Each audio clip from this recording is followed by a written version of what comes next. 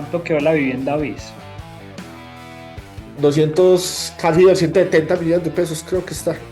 Vos con 270 millones ya para invertir, vos vas a meterte a BIS. No, jamás. No, no. Yo pienso que nosotros vamos a trabajar por allá hasta los 75, 80. Es decir, que uno a los 40 va a la mitad de la vida laboral, Esto, ¿cierto? vos a qué edad que me pensás pensionar a mí, pues. Ah, Lo veo muy animado. no, por eso es que estamos, por eso escogimos hacer ejercicio, porque yo ya me voy por allá con a lo Trump, 80 años y Está dándole. dándole. Entonces, Yo sí como en Futurama, una cabeza metida en un frasco de agua, mi pues 300 años. a ver si compramos el primer Bitcoin. Sí.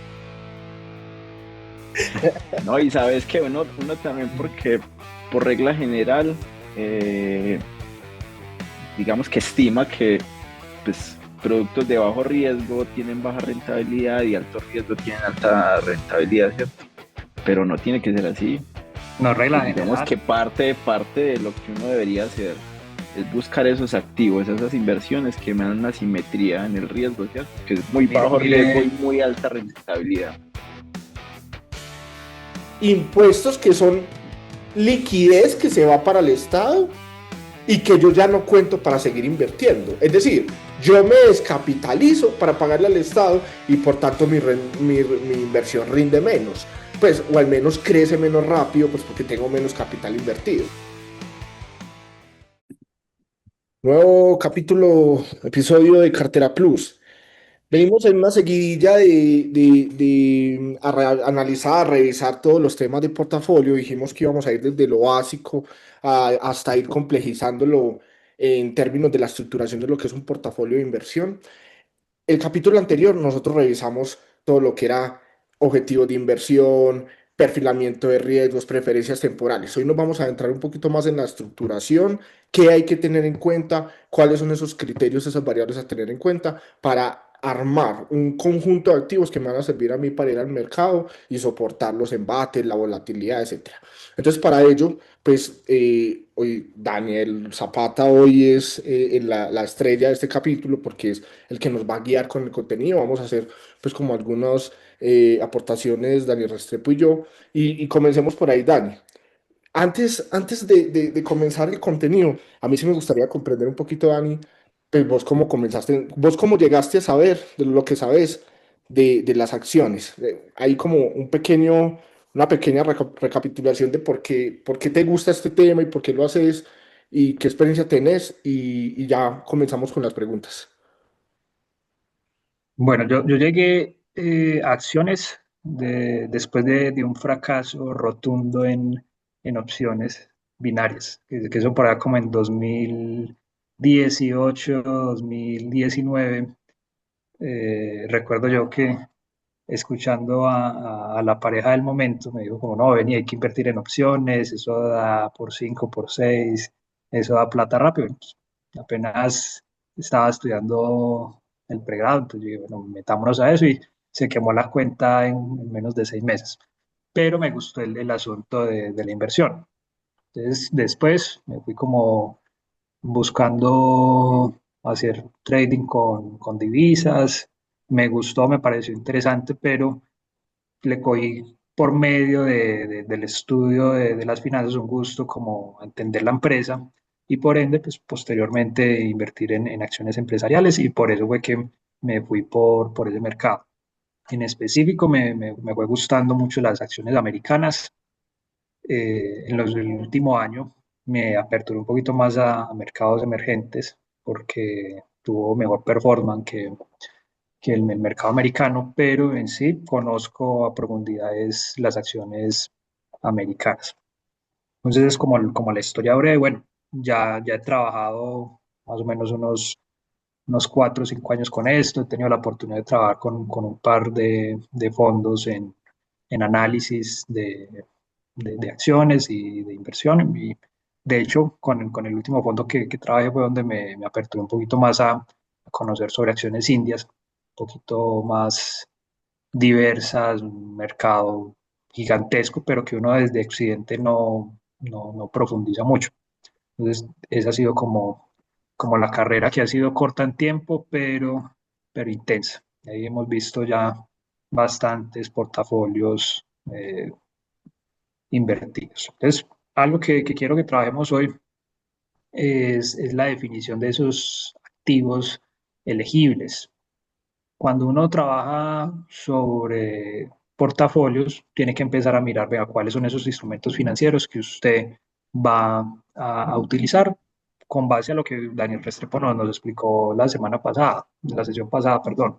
Hay que mirar su perfil y ahí usted va a empezar a entender, venga, a mí me gustan más las acciones, me gustan más los bonos, me gustan más los commodities, me gusta más el mercado monetario.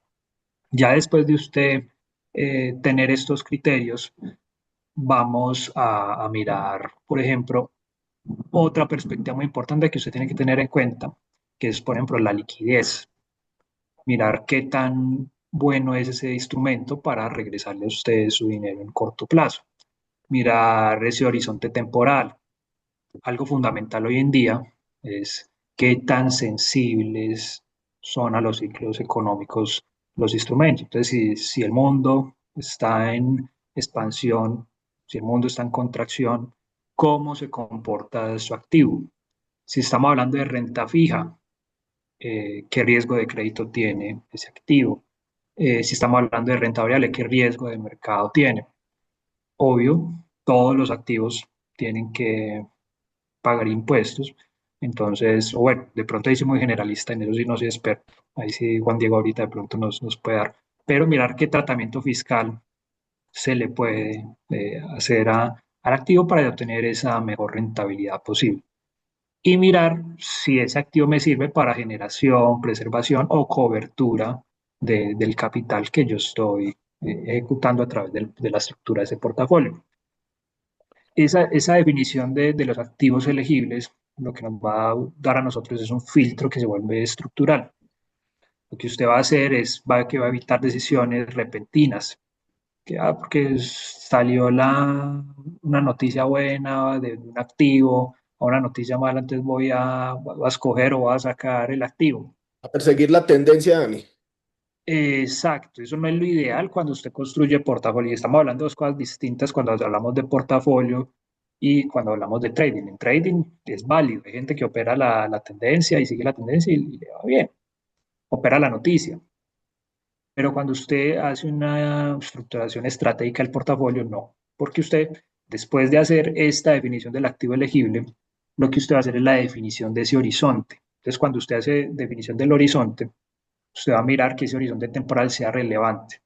Yo lo que siempre eh, indico cuando me piden un concepto es que por lo menos usted le dé un año al activo o al portafolio, porque un año es un tiempo prudencial donde la mayoría de los activos ya tienen tendencia, donde su ciclo al menos muestra un patrón. Pero ojalá nosotros podamos hacer un horizonte temporal a 3 años, 5, 10 años, perfecto, porque ahí usted ya decide que el activo se desarrolle completamente. Dani, yo te hago una consulta ahí, es decir, yo tengo como una planeación de mi portafolio, una estructuración, esa estructuración pues va de muchas cosas, exposición al riesgo, diversificación, etcétera. Yo tengo esa estructuración y dentro de la estructuración, por ejemplo, yo digo voy a tener un 10% de acciones tecnológicas, ¿cierto? Pero resulta que ese 10% de acciones tecnológicas compré dos y una de ellas no está rindiendo lo que, no está, lo que esperaba, no está supliendo o no está satisfaciendo pues, ese deseo que yo tenía o eso que yo me había planeado con ella. Entonces, uno lo que debe hacer al fin y al cabo es evaluarse en el año, ha tenido ese rendimiento y a partir de ahí tomar decisiones y cambiarlo respetando la estructuración del portafolio, o ahí lo que hay que pensarse es una reestructuración del portafolio, pues hablando de estos activos elegibles que nos estás contando. Pues mira, uno lo que sí puede hacer es una reasignación táctica, Ok, pero ahí uno puede ser ambiguo. ¿En qué sentido? Si yo toco tácticamente el portafolio mucho, pues al último lo estoy desestructurando, entonces no es lo recomendable. Pero cuando usted escoge un activo es porque usted lo conoce. Ujú. y usted tiene una premisa.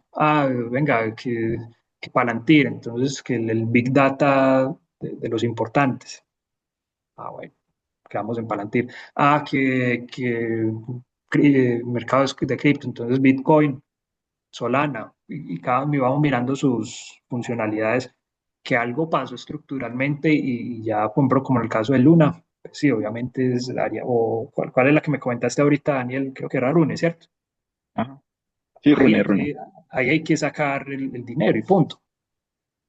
Pero si yo simplemente digo, es que tuvo un mal trimestre la empresa, o no cumplió la expectativa, la cripto o el commodity,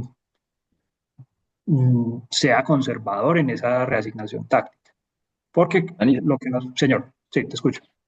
no, no, que no sé si termina la idea, pero lo que te quería decir es que con respecto a lo que hablabas sobre la parte táctica, pues de la estructuración de un portafolio, creo que tiene mucho, o yo le veo mucho símil con el trading, por ejemplo. ¿En qué sentido? Yo cuando empecé en el trading, digamos que las clases que veía, lo que se me quedó muy grabado es que uno estructura su plan de trading con un objetivo único, y es que vos no actúes o tomes decisiones en caliente porque terminas tomando decisiones, malas decisiones, ¿cierto? Entonces, digamos que idealmente lo que se planteaba es que son tres momentos específicos: uno en el que vos ideas ese plan de trading, otro que es el momento de la operativa, donde simplemente aplicas ciegamente esas reglas que estructuraste allí, y otro al final, que es después del trading, ¿cierto? Donde ya simplemente evaluar si se cumplió o no se cumplió correctamente esas reglas que planteaste y cómo se vuelve a estructurar ese plan de trading para volver como a ese ciclo, ¿cierto? Entonces, en ese sentido, creo que tiene mucho símil. No sé cómo lo ves vos con la estructura De, que ves de un portafolio. de hecho, Dani, es que es básicamente la misma premisa. O sea, si usted estructuró su plan de trading, si usted estructuró su portafolio, respete su estructura. Por eso este momento es de hacerlo con conocimiento, con detenimiento, Ujú. con conciencia, porque la idea es que usted deje de desarrollar, sea el plan de trading o de ejecutar su portafolio, en síntesis viene siendo lo mismo, simplemente que de pronto cuando hablamos de trading lo miramos más por corto plazo, cuando hablamos por portafolio miramos ya un poquito más largo plazo, Claro. pero viene Pero siendo en como lo esencia es mismo. lo mismo. Da- En esencia es lo mismo. Es decir, que se Sí, sí. superponga la parte racional a la parte emocional de la toma de decisiones. Ajá. Dani, y en ese sentido, con el tema del rebalanceo, ¿crees que es igual? O sea, uno deberías en ese portafolio simplemente diseñar o planearse como cuáles van a ser las señales en las cuales yo voy a actuar para realizar un rebalanceo. Y mientras no sean esas señales, pues yo debería esperar el tiempo prudente, sea un año, 2 años o el horizonte de tiempo que yo tenga antes de poder rebalancear ese portafolio. No sé si es así o si en el camino no sí debería estar es organizando como esas señales en las cuales yo voy a rebalancear. Por ejemplo, yo le comento una práctica que en la última experiencia que tuve con el Fondo de la India, nosotros teníamos la instrucción de tácticamente rebalancear por protocolo de riesgo. O sea, si vamos a pérdidas, a punto de pérdida, rebalancee. Pero si su expectativa de ganancia no se estaba cumpliendo, no rebalancee. ¿Por qué? Yo puedo, y tiene su lógica, yo rebalanceo y porque no voy a expectativa de ganancia y ese rebalanceo me va a pérdidas, ahí yo tengo que empacar maleta y me voy. Si en pérdidas, obvio, es que para eso está el protocolo de riesgo. Pero Ujú. si no se llega a un cumplimiento, es que ¿quién controla el mercado? Claro, Y esos presupuestos de ganancias yo creo que poco se cumplen. O sea, o usted gana muchísimo más o no llega, pero nadie le da en el punto. ujú, Son muy pocos los que llegan ahí. ¿Por qué no pasamos a otro tema? Pues porque el tiempo de Tomás está siendo limitado. Y hablamos un poco de ese horizonte temporal que nos contaba o que nos hacía referencia Dani, de a cuánto tiempo la inversión y que obviamente aquí estamos hablando al menos del mediano plazo, preferiblemente del largo plazo.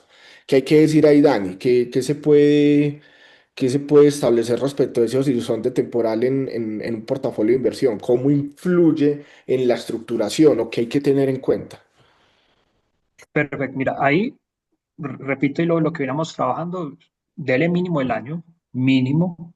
Ojalá lo puedes dejar un plazo. Por ejemplo, hay gente que trabaja con el ciclo presidencial de Estados Unidos, dele esos 4 años. Ojalá dele 10 años, como para que usted establezca un ciclo económico importante. Y la medición, porque ahí hay algo que tenemos que revisar siempre, y es esa medición del rendimiento. Nosotros vamos a estar trabajando un rendimiento que puede ser nominal y real. Cuando lo tenemos nominal, es el que usted está midiendo sin deflactar o con el debasement monetario que hablamos en la última reunión. Hombre, yo me gané el 20%, un buen rendimiento, aceptable, pero el debasement fue el 15%. ¿Cuánto usted creo aumentó su poder adquisitivo? Un 5%. Y después de impuestos, ¿cómo le fue? Ahí viene otra querella a ese rendimiento. Míralo antes de impuestos y después de impuestos. Porque ahí es donde usted va a dar cuenta, venga, estos activos son los que me sirven y estos no. Que volvemos a la parte de la lección. Cuando hablamos de esa definición del horizonte en tiempos, después le miramos su rendimiento deflactado y afectado por la tasa de impuestos, creería yo, no quiero ser dueño de la palabra, pero del universo de activos quedamos con 50 buenos activos. Dani, qué es algo deflactado? Como para que quede ahí la claridad. Quitarle la inflación, o sea, es simplemente quitarle la inflación, porque pues, si algo aumenta, puede ser también por el ajuste de precios, simplemente. Ujú. Entonces, lo ideal es quítele la inflación a ese rendimiento de su activo. Ok. Entonces, muy importante esa parte, porque si nosotros, por ejemplo, es que no quiero decir nombres de activos, pero a veces cuando hablamos de renta fija, sobre Sí, todo, métase con el que todo el mundo mete, con un CDT. sí, usted coge el CDT, lo deflacta, le saca los impuestos, se perdió plata. Ujú. Y el agio popular no hay nada más seguro que un CDT. Es que de entrada estás perdiendo. Hoy no, hoy no. Hoy en día no, y gracias a Dios existen otros activos que tienen mejor empuje para esa conservación del capital. Que son volátiles, eso es otro tema. Pero para conservar el poder adquisitivo, la renta fija y sobre todo el CDT no es el más indicado. Entonces, ya hablamos de horizonte temporal, hablamos de rendimientos, hablamos de definición de esos activos elegibles. Pero dame un momentico ahí, Dani, qué pena. Yo hago un No, no, comentario, incluso pues un poquito desde lo que tengo algo de experiencia. Y es que incluso cojamos dos portafolios de inversión. Uno hace rebalanceo constante, seguido, y el otro lo que hace es permanecer con sus activos seleccionados en el largo plazo. Si ese rebalanceo no lleva una mayor utilidad, créeme que es mucho mejor quedarse en el que ya tienes durante muy buenos años. ¿Por qué? Porque el hecho de vender implica pagar el impuesto, ¿no? Porque en inversiones, Realiza la, exacto, en inversiones pagamos sobre todo, pues eso depende de la jurisdicción, aquí pues, sobre todo estamos hablando es como de Estados Unidos, pero en Estados Unidos yo pago es por la ganancia, eso se le llama ganancia de capital, es decir, la plusvalía que yo obtuve entre mi precio de compra, que le llama base fiscal, y mi precio de venta, y eso se le llama una ganancia realizada. Ahí es cuando yo pago impuestos. Solamente cuando yo vendo, cuando realizo la ganancia. Y entonces, si yo estoy constantemente vendiendo, vendiendo, vendiendo, vendiendo, pues también lo que estoy, y estoy ganando, obviamente, lo que estoy haciendo es pagando impuestos y pagando impuestos y pagando impuestos. Impuestos que son liquidez que se va para el Estado y que yo ya no cuento para seguir invirtiendo. Es decir, yo me descapitalizo para pagarle al Estado y por tanto mi inversión rinde menos, pues, o al menos crece menos rápido, pues porque tengo menos capital invertido. Entonces, si hacemos como congelemos la variable de rentabilidad, ambos portafolios tienen la misma rentabilidad, ¿sí? Hagamos un ceteris paribus ahí. Ambos portafolios tienen la misma rentabilidad. Pero uno, o al menos los activos, pero uno está vendiendo y el otro permanece. el que permanece con los activos y no realiza ganancias, gana más por gestión de impuestos. Es decir, utilidad después de impuestos es mucho más significativa proporcionalmente que el otro que sí vendió y rebalanceó constantemente. Eso lo vamos a ver en un capítulo posterior, pero fíjese que incluso el incentivo fiscal ahí es muy importante para uno también seleccionar ese marco temporal en el que voy a actuar. Ahí hay un poco de variables adicionales, pero dejémoslo ahí como en ese tema básico. Entonces, ya hablamos de elección, hablamos de horizonte, hablamos de rendimientos, pasamos a otra fase muy importante que es la asignación del capital, el asset allocation. Ahí nosotros lo que vamos a buscar es optimizar esa relación de riesgo-retorno dentro del portafolio de manera completa.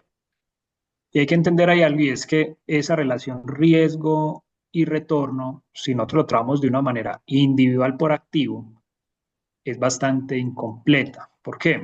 Puede haber un activo que sea de un retorno alto esperado con una alta volatilidad y puede mejorar el portafolio, porque si es complementario en su rendimiento y en su riesgo al portafolio, pues bienvenido sea. Entonces, ahí nosotros lo que tenemos que hacer es que la visión del portafolio como tal debe ser sistémica, Ponderada, pues. correcto, ponderada y entender que cuando yo lo incluyo, yo ya no lo dejo analizar como él solo, sino y lo empiezo a analizar como todo el portafolio. ¿Listo?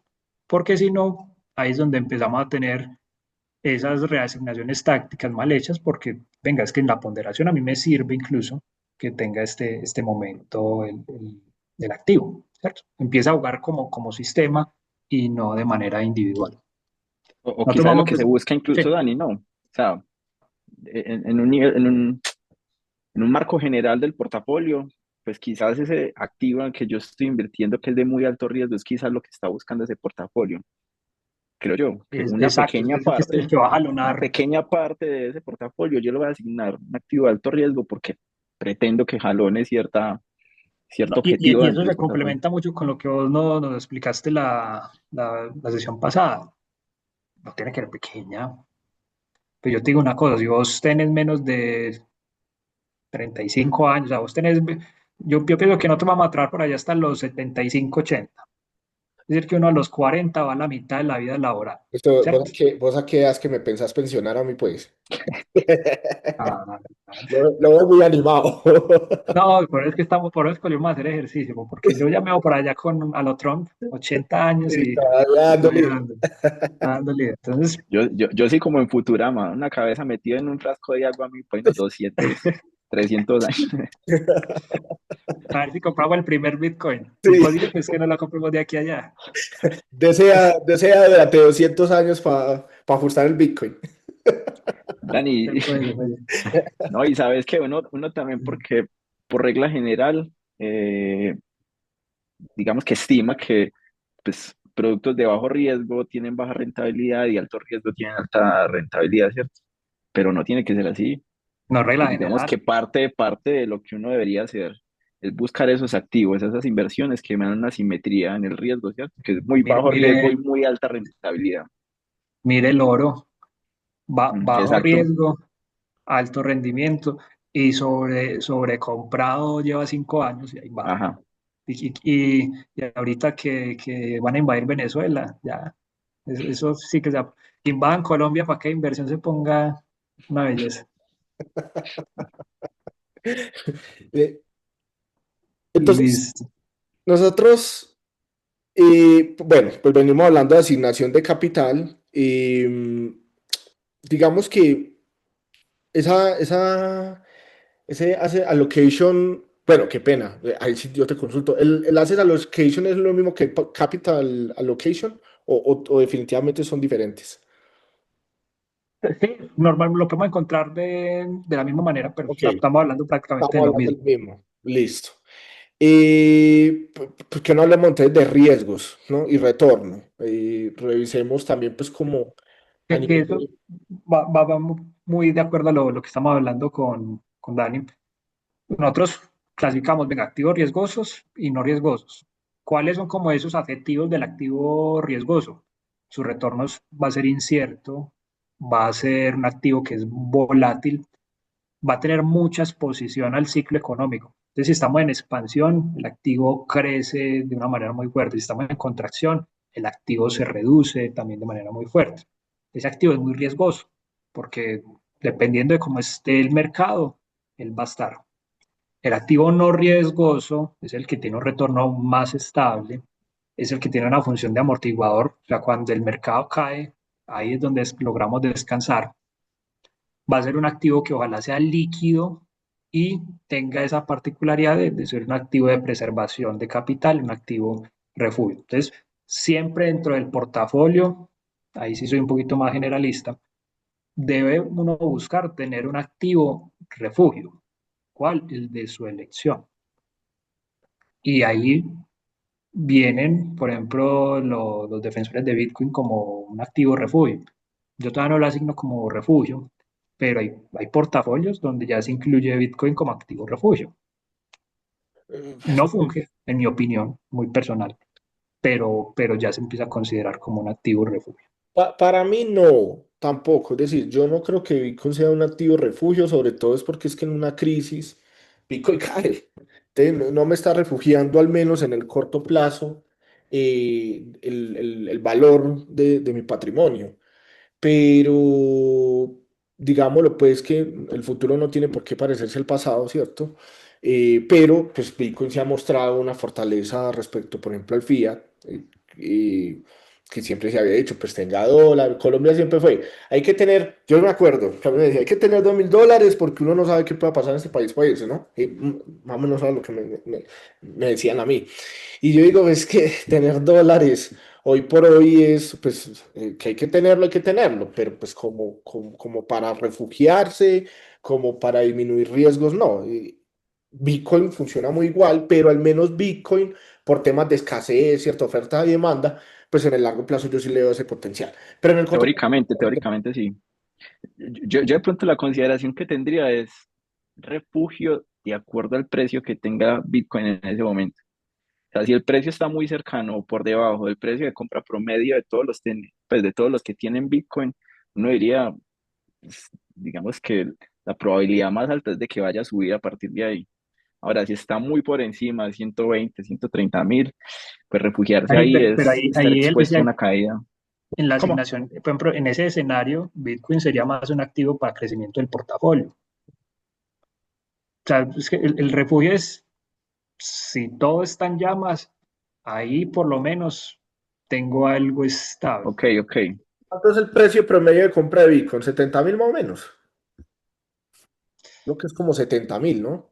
Algo así, Pues, la verdad es que yo a Bitcoin tranquilamente lo como puedo, entre 60 y 70.000. yo tranquilamente lo puedo ver en 50.000. O sea, para mí no es algo descabellado, no me duele la cabeza de solo pensarlo, digámoslo así. A mí sí me duele la billetera donde llegue por No, allá. la billetera sí, a lo que voy es que, a lo que voy es que no es un escenario Ah, sí. impensable para mí, ¿no? Tranquilamente lo puedo ver ay, muchachos, qué pena, hay un pajarito tan hermoso allí, qué hijo de puta tan lindo, es como un azul pero Ese morado. Chávez. ¿Cómo? Ese Chávez. Sí. Otro Chávez, sí. Oiga, qué hermosura. No, no, les tenía que hacer el comentario. Bueno, volvamos. Entonces, para mí Bitcoin, muchachos, es decir, para mí Bitcoin es impensable. Entonces, es que el precio promedio, el precio promedio, eso puede bajar en 2 días y volver a subir.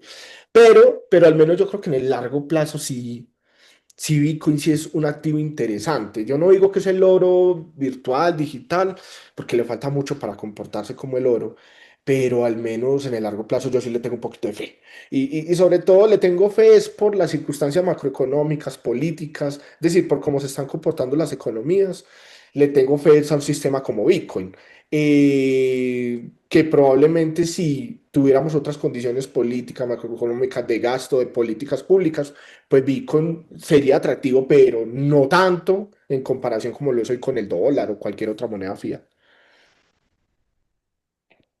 Correcto, correcto. Entonces, como esta amenaza de location, vamos a hablar ya de la covarianza, que eso es un tema un poquito más estadístico, pero vamos a desmenuzarlo de la manera más sintetizada y simple posible.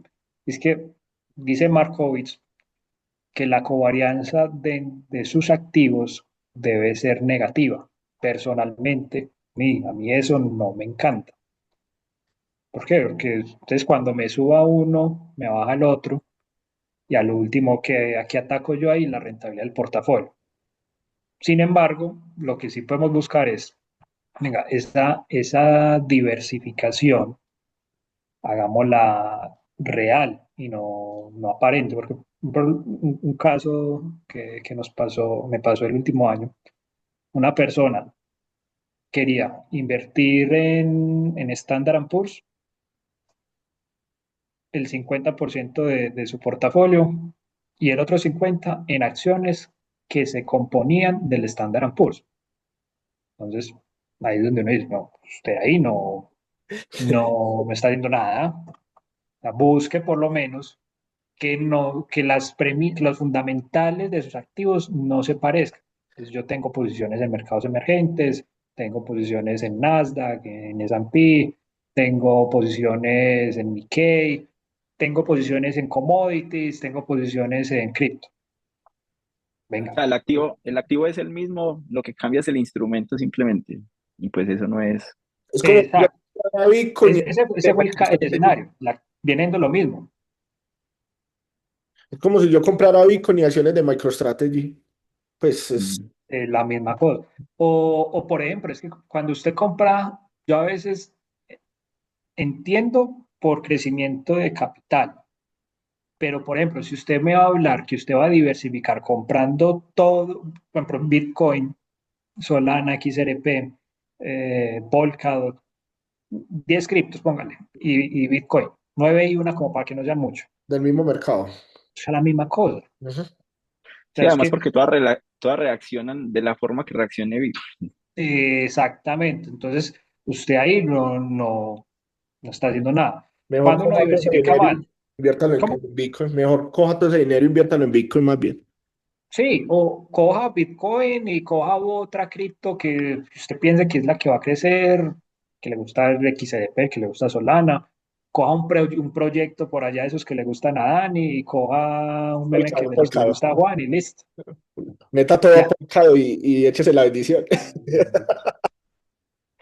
No, ya no me haga Dime, pensar en... dime la mención. Pero bueno, para que no se me dañe el genio, Sigamos con el tema más bien. cuando tenemos diversificación aparente, tenemos muchos activos. El problema de los muchos activos es que si cuando se tiene tantos activos y en proporciones muy parejas, si un activo de pronto crece mucho, usted en su portafolio no lo va a sentir. Entonces nada hizo. Listo. Entonces de manera negativa, sí, si cae, pues, tampoco lo va a sentir. Pero es que cuando uno invierte es para crecimiento de capital. También para preservar capital, sí, correcto. Pero la gran proporción de los inversionistas está buscando es crecimiento de capital. Eso, por allá de ese 1% de la población es la que se preocupa por preservar capital, ¿cierto? Dani, Y sí, una pregunta, pues puede que tengas profundidad de conocimiento ahí o no, pero pues al menos tu percepción. Y es que nosotros somos colombianos, nosotros somos de un entorno donde siempre se nos dijo el ladrillo es la mejor inversión. Lo inmobiliario, compre apartamentos, compre casas, compre lotes, etcétera. Y pues uno que ya ha venido estudiando esto un poco se da cuenta pues que pues, es una inversión más, ¿cierto? Hay más atractivas y menos atractivas de acuerdo al gusto, al objetivo, el perfil de riesgo, etcétera. Pero hoy por hoy, ¿qué tanto el inmueble en realidad es un activo a considerar en los portafolios? Como tal, el ladrillo, pues, no sé, podemos estar hablando de un ETF basado en inversiones en inmuebles o propiamente comprar un apartamento, una casa, etcétera. hablemoslo, por ejemplo, en el caso Colombia, Aloy. Sí. Normalmente el enfoque de la propia raíz, la rentabilidad viene por la plusvalía, Ujú. pero ¿qué tan fácil es hoy en día vender una propiedad? Y sobre todo cuando son propiedades de alto valor. Venda hoy en día un apartamento de 1.500 millones. No ¿Qué está. tan O rápido es? incluso, o incluso, Dani, por poner el ejemplo, un apartamento de 200, 300 metros cuadrados, cuando ya ahorita lo que prevalece es la vivienda unifamiliar, por ejemplo. Eso, por ejemplo, no, eso es otro gallo. Entonces, si hablamos de plusvalía, ¿qué tan real es esa plusvalía? Porque sí, el apartamento los vale. Y usted lleva a la persona del avalúo y te da el precio. Pero al último, ¿quién es el que manda al mercado? Ujú. Y si no te lo compran, pues eso no vale eso. Ahora, si lo vemos por medio de las rentas, pues ahí sí podría ser un poquito más impreciso, pero creo que es como entre el 0.5, 0.7 Medellín, ¿cierto? 0.5, 0.8 creo que está así. Sí, ese es el rango, 0.5, 0.8 Medellín. Y yo Mensual. pensaría que en Colombia está Medellín, Bogotá Cartagena, y, ciertas y zonas. Cartagena, así porque Barranquilla tendrá sus 3 4 barrios buenos para rentas, pero ya por fuera de las ciudades es mucho más compleja en términos de propiedad raíz. Entonces, y sobre todo es que se vuelve muy líquida. Por ejemplo, normalmente, ¿cuál es un escenario? Pues es un caso que yo lo tengo muy cercano y es, hay un patrimonio totalmente concentrado en, en propiedad raíz, que es sustancial, pero en términos de una jubilación, el avalúo del patrimonio ahí está, sí, pero la persona necesita cierto nivel de ingreso para subsistir y esas rentas a través de esa liquidez no te da. Mientras que ese mismo valor patrimonial, por lo menos en un ETF, te duplica ese ingreso.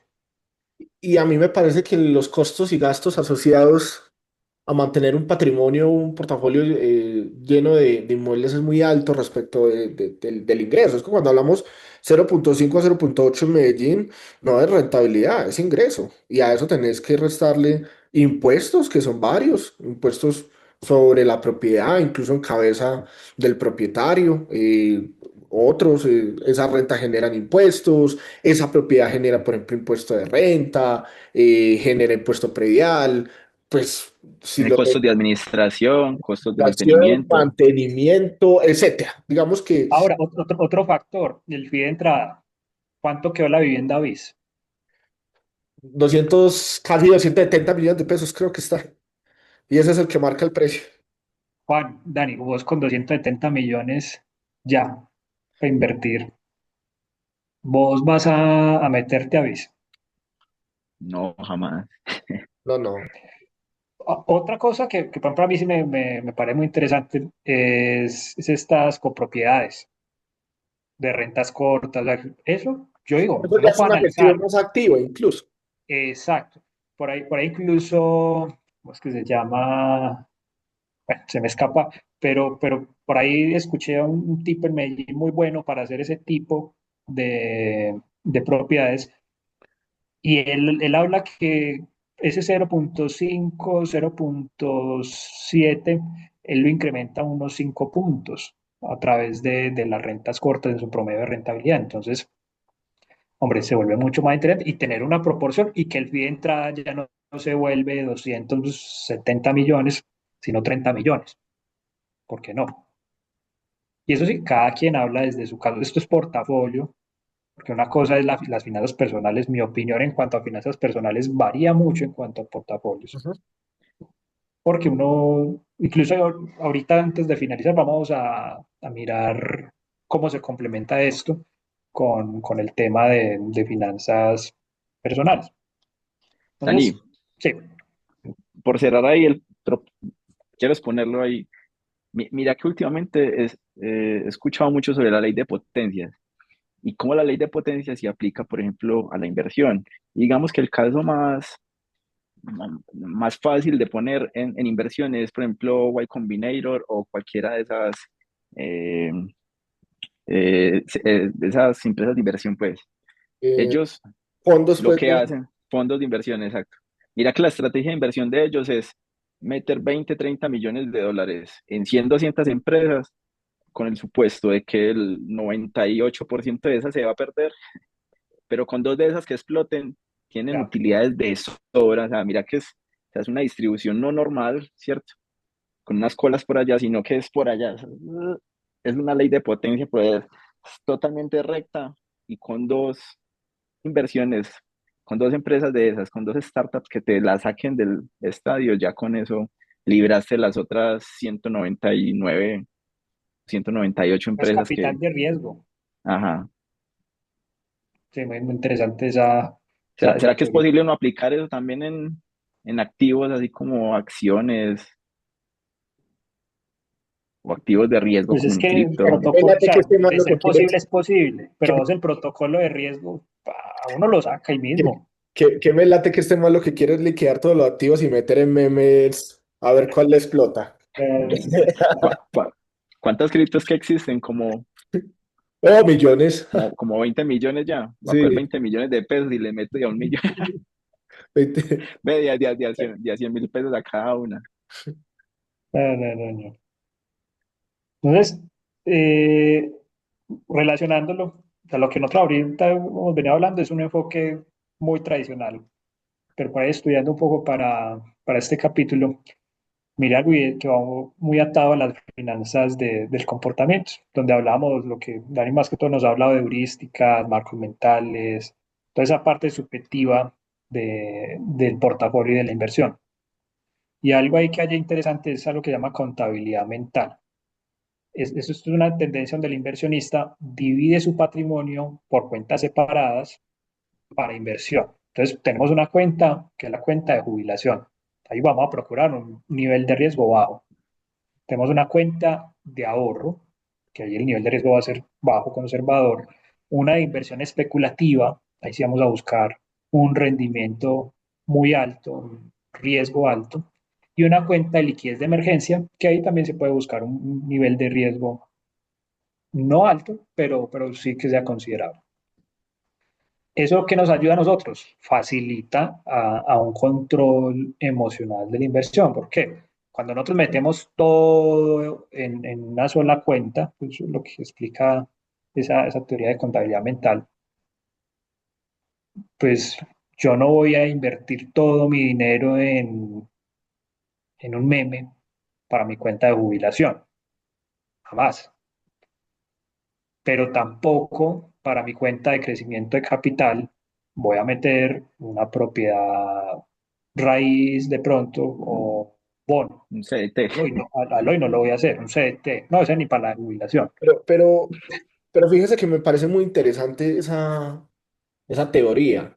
Porque es que al menos a mí me pasa, y yo sé que con ustedes he hablado y también, y uno de todas maneras sí, aunque uno quiera invertir a largo plazo y no, pues a veces se le sale por ahí cierto chispazo de quiero correr riesgos y quiero mirar si pierdo o gano. Es decir, ir por todo o nada. Y esta contabilidad mental, con estos bolsillos, llamémoslo así, pues me permite que yo con muy pequeño porcentaje de mi portafolio esté yendo casi que al casino, ¿no? Pues digámoslo así. Voy, invierto en ese meme. Digamos que yo tengo un bolsillo de especulación y dentro del bolsillo de especulación el 10% de ese capital es para quemarlo. Antes yo voy, invierto en el meme, lo que le gusta a Daniel, los memes, ¿sí? Que el meme de Trump, el meme, y entonces voy y le meto, y gané o no gané.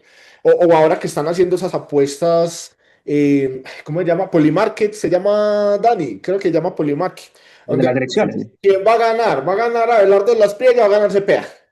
Entonces yo le meto plata, carne al asador a la apuesta, ¿no? Va a ganar Fajardo. Pues yo no apostaría por Fajardo, pues, pero va a ganar de las Priegas, va a ganar Cepeda. Y entonces ahí lo que estoy también es yendo un poquito como al casino y estoy como realizando un poquito ese deseo también de estar ahí como corriendo riesgos. Al menos a mí, pues, que tengo una personalidad que a veces sí le gusta correr un poquito más de riesgos. Sí, sí, es perfecto. Incluso me gusta bastante por eso me da más libertad.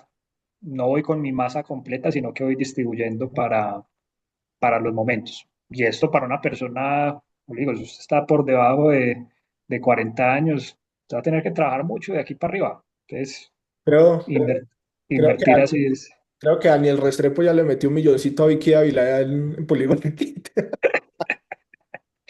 No, no, no hemos aprendido, Dani. Lamento decirte algo. ¿Sé La cómo supo? plática. ¿Por qué me está revisando mis cuentas? Bueno, Hombre, sí. ya nos va agotando el tiempo. Entonces, porque Dani no vamos como culminando con esas últimas estrategias, teorías o herramientas que nos tenés ahí en el... Les voy a dar otra y mejor para no quedar cortado, luego miramos las otras. Listo. Listo. Hay otra que se llama la teoría de portafolio maslowiano. Me disculpan si lo pronuncié mal, porque lo leí y me parece interesante. Plantea una pirámide basada en la jerarquía de necesidades. Ahora, la pirámide de Maslow, sí. Ok, Entonces tenemos una base donde lo que vamos a buscar es seguridad, liquidez y preservación de capital. Tenemos un nivel intermedio donde lo que se va a buscar es tener crecimiento y estabilidad financiera. Y ya en la cima vamos a buscar tener inversiones de alto riesgo y que sean esas que nos lleven como a esos deseos aspiracionales.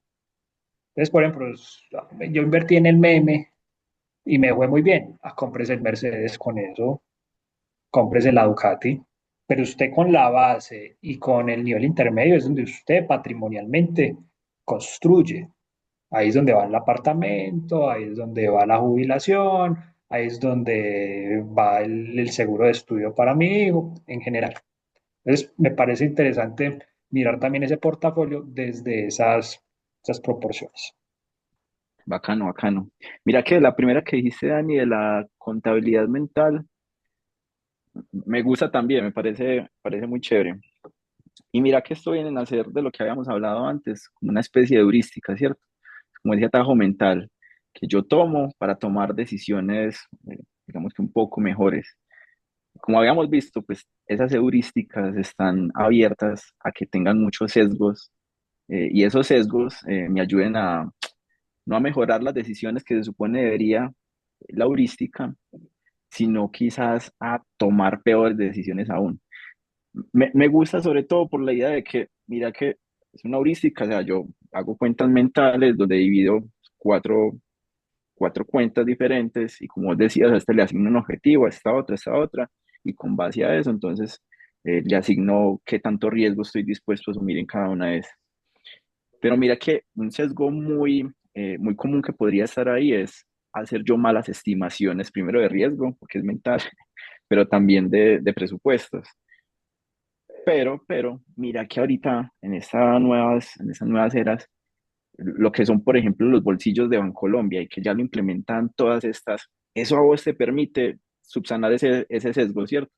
Porque Claro, ya te permite a vos, una vez te paga, entonces dividir tu plática en cuatro bolsillos diferentes y entonces yo ya le asigné presupuesto a cada uno de estos y así mismo, entonces ya le asigno riesgos o le asigno una destinación específica a eso. Ah, bueno, esta plata yo sé que solamente me la puedo gastar en ese tipo de cosas. ¿Y cuándo saber que me la gasté toda? Porque ya no tengo plata en el bolsillo. Dani, Cosa diferente que si no tuviéramos esos bolsillos, uno, sus cuentas mentales, uno dice, ah, es que yo me puedo gastar cierta plata en tintos.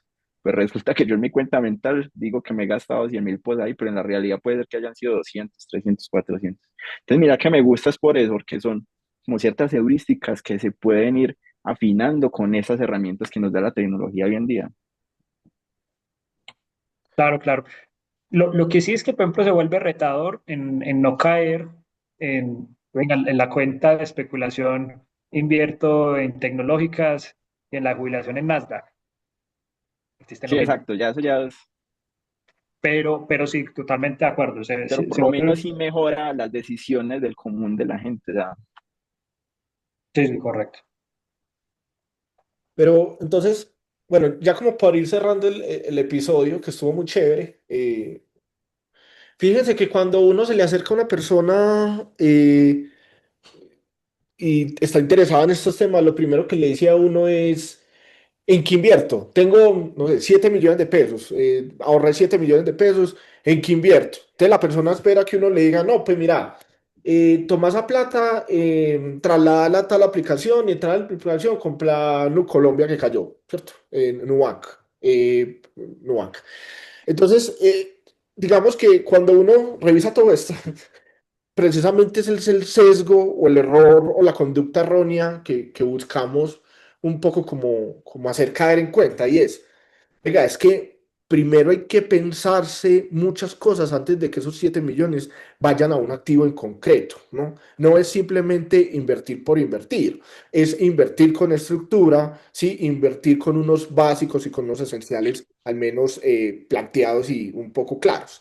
Y entonces, pues cuando ya Dani nos viene y nos cuenta todas estas herramientas, cuando el episodio anterior hablamos también de temas como el perfilamiento, los objetivos, etcétera, pues uno se da cuenta que incluso es más interesante que esa persona coja esos 7 millones de pesos y se prepare y lo que le sobra después de la preparación lo invierta en ya donde con estructura va a ir a invertir, ¿no? Es decir, es más una respuesta racional estructurada a una respuesta emocional, porque si la persona va sin el objetivo, sin el marco temporal, entonces va a ir, compran van y entonces después le dicen que no, que el que está bueno es Nutresa y después que el que está bueno es otro, pero resulta pues que está persiguiendo emociones, noticias, tendencias, y en realidad pues uno tiene que ser muy consciente.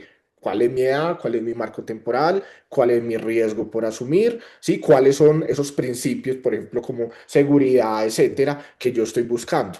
¿Y cuál es mi objetivo de inversión? No sé, creo que eso encierra muy bien lo que hemos hablado en los anteriores capítulos y en este. De acuerdo, Juan. Por eso es que lo normal de una persona cuando empieza a invertir o cuando invierte es que en algún momento haya quemado una cuenta, como dice Dani.